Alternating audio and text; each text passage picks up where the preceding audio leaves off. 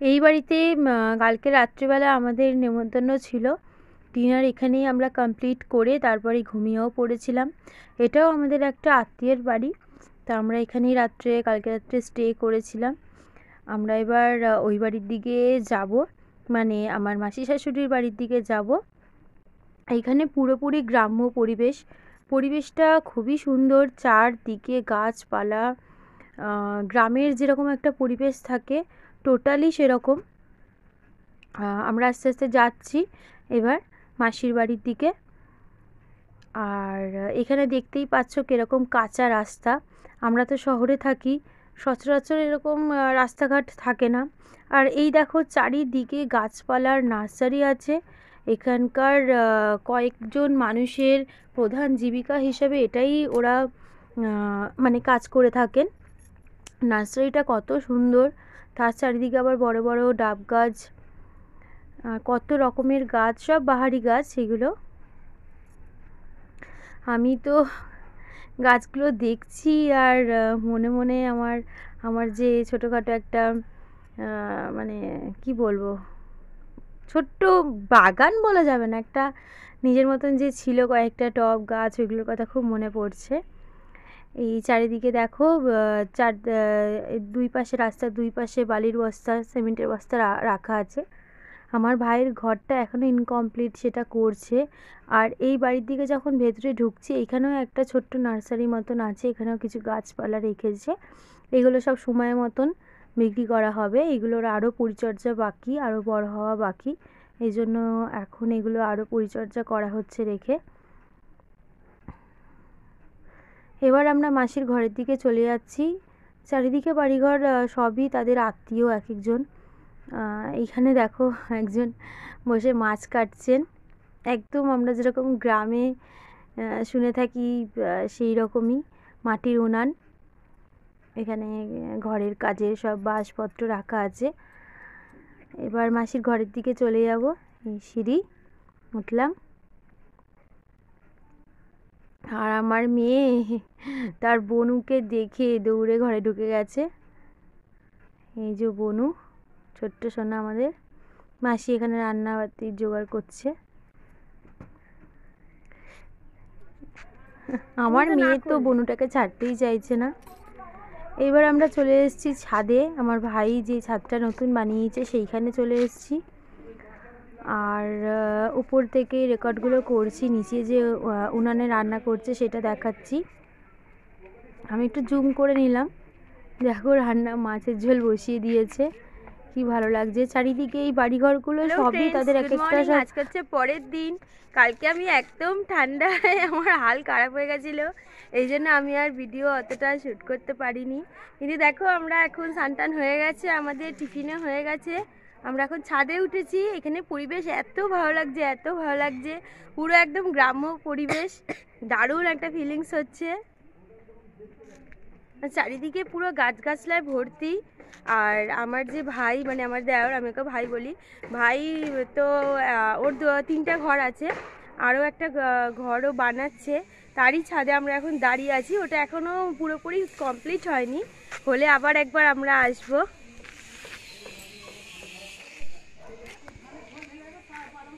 দেখো রান্না হচ্ছে কাঠের জালে উনানে, এত ভালো লাগছে, এত ভালো লাগছে, কি সুন্দর লাগছে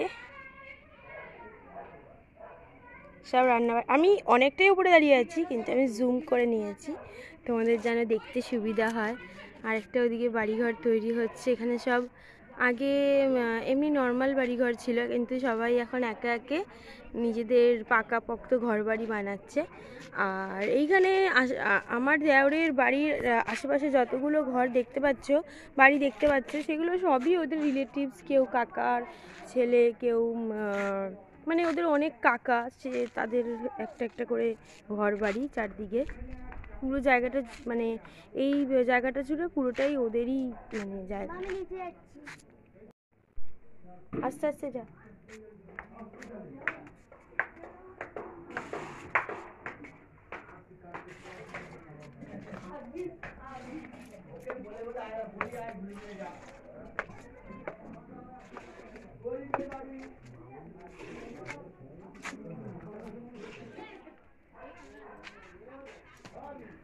বন্ধুরা, তোমাদের আরেকটা জিনিস দেখাবো।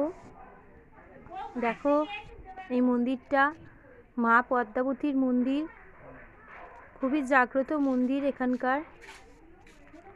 আর এই হলেন মা পদ্মাবতী, কত সুন্দর তাকে দেখতে, তার রূপে আমি মুগ্ধ হয়ে উঠেছি।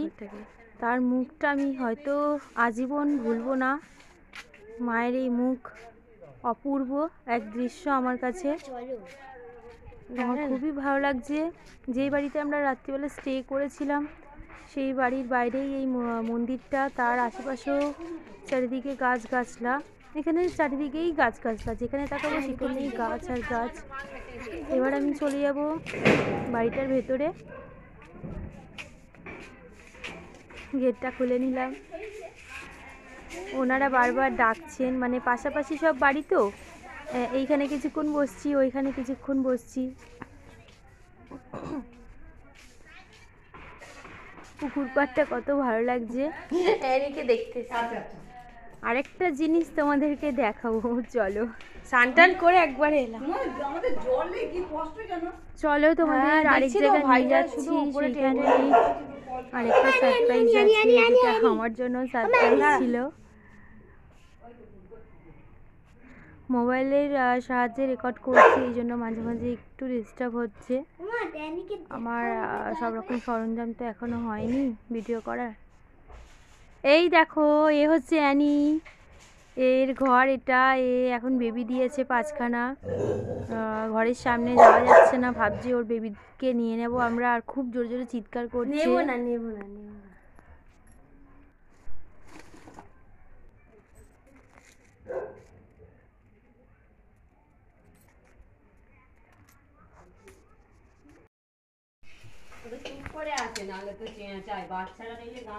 আর আরেকজনের বাড়িতে গেছি, সেইখানে দেখো এর নাম মধু, এই ঘরের মধ্যে থাকে। কিন্তু এর কথা শুনে একটু মনটা খারাপ হয়ে গেছে আমার। কত রট হুইলার, আগেরটা ল্যাব ছিল, কত মায়াবী, ওকে দেখে আমার খুব কষ্ট হচ্ছে। যাই হোক, এবার আমরা বেরিয়ে পড়েছি। পাশে একটা মাঠ আছে, সেই দিকে দেখো মাঠে কি সুন্দর গাছপালা। আর আমাদের শহরে আমি যে বাড়িতে থাকি সেই বাড়িতেও প্রচুর গাছপালা, কিন্তু একটু নতুন জায়গায় গেলে এগুলো তো খুবই ভালো লাগে। আর গ্রিনারি কার না ভালো লাগে, গ্রাম্য পরিবেশটা আমার খুব খুব প্রিয়। আমার আর রঞ্জিতের খুব প্রিয় গ্রাম্য পরিবেশ। আমাদের শহরের কোলাহল থেকে কোনো গ্রাম্য পরিবেশে যদি আমরা বিরাট একটা আনন্দ দেয় আমাদের জন্য, মানে সেটা সব সময় মনে থাকে। আমরা মাঝে মাঝে আলোচনা করি, যখন গল্প করি, কি গো ওইখানে গেছিলাম মনে আছে এই হয়েছিল, ওইখানে গেছিলাম মনে আছে এই হয়েছে, এরকম একটা আমাদের মানে স্মৃতির মধ্যে সেটা থেকে যায়। চারিদিকে গাছপালা, মাঠ। আমরা তো পিকনিক করার এখানে প্ল্যানিং করছি নেক্সট টাইম।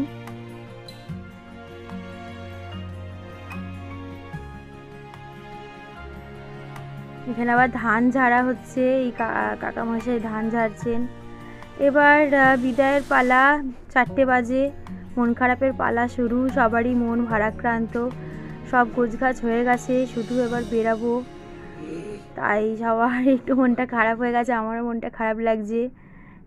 সব দাঁড়িয়ে আছি, এবার একে একে আমরা বেরিয়ে পড়বো। ছোট্ট বনুকে আবার আমরা টাটা দিচ্ছি, কবে দেখা হবে এরপরে।